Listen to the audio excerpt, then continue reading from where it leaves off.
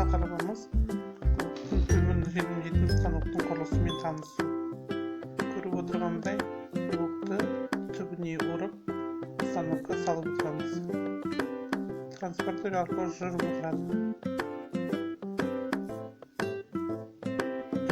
Түбін қысады. Бірінші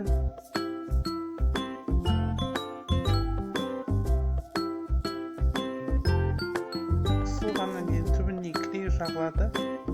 Артық желімін алып тастайды.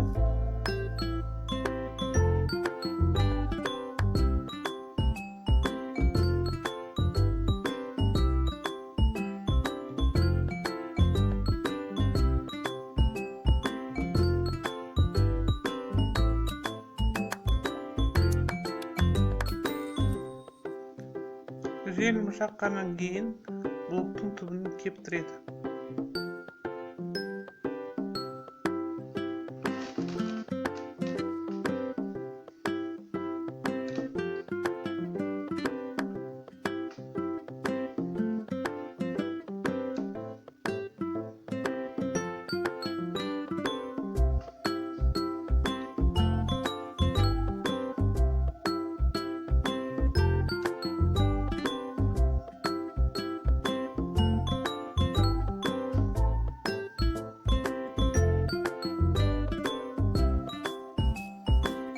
Қайтадан тағы түбін қысады.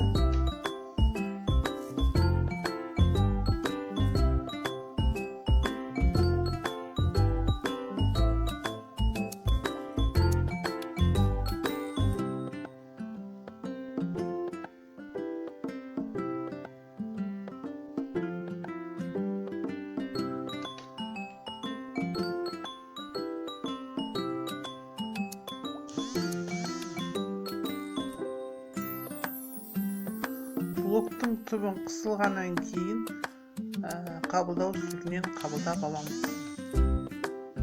Бүгінгі тақырыбымыз блоктың түбін желімдейтін станоктың құрылысымен танысу.